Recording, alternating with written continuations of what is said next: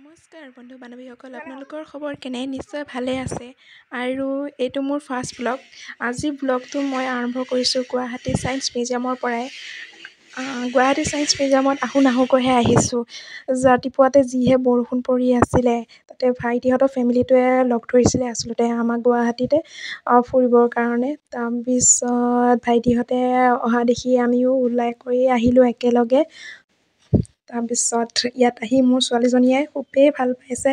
মই বাৰু আগতে আহিছোঁ ইয়ালৈ মিউজিয়ামলৈ। মোৰ ছোৱালীজনী অহা নাছিলে, তাই বৰ্তমান বয়স 2 বছৰ চলি আছে। তাই খুব ইনজয় কৰিছে, আহি নজনা কথা শিকিছে।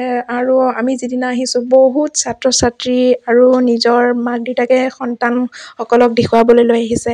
আপোনালোকেও আপোনালোকৰ সন্তানক আনিব পাৰে। বহুতে চাগে দেখিছেই, তথাপিও নজনাখিনিৰ কাৰণে কৈছোঁ আৰু।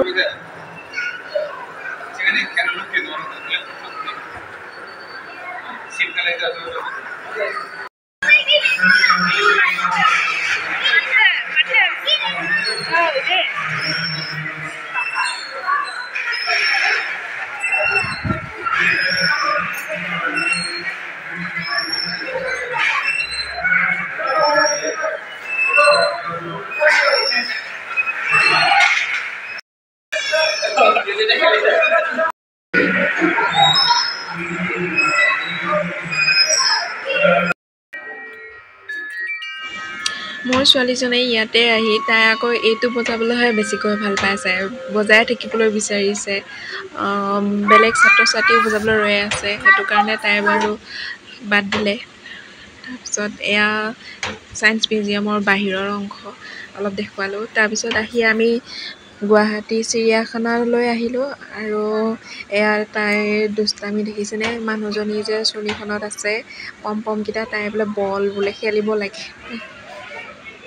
চিৰিয়াখানাৰ যে জন্তুবোৰ চাবলৈ যে পাহাৰত উঠা নামা কৰি থাকিব লাগে, মোৰ ভৰিখন বিষ হৈ গ'ল জানেনে? সেইটো কাৰণে মই আৰু বেছি চাব নোৱাৰিলোঁ।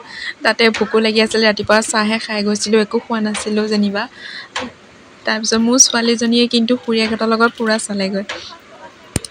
মই আৰু কি কৰি থাকিম, অকলে হাজবেণ্ডৰ লগতে অলপ সময় কথা পাতিলোঁ আৰু তাতে। আৰু এয়া দেখিছেনে? খুৰীয়েক আৰু খুৰীয়েকৰ ছোৱালী দুজনী পাই তাই মোক নিবিচৰাই হ'ল। চিৰিয়াখানাৰ ভিতৰত যি দুখন দোকান আছে, তাত ক'তোৱে পানী বটল পোৱা নাযায়, গম পাইছেনে? মই নিনি পেলাই ভুলেই কৰিলোঁ। পানী পিয়াহে লাগিছে, এইফালে ভোকহে লাগিছে। তাৰপিছত আৰু ৰ'বলৈ নাই, চিধাই ধাবাতে সোমাইছোঁহি।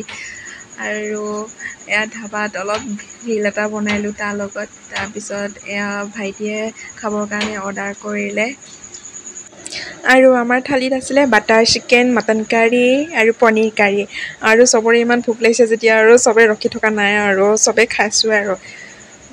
তাৰপিছত এয়া খুৰীয়েকে ভাত বাঢ়ি আছিলে।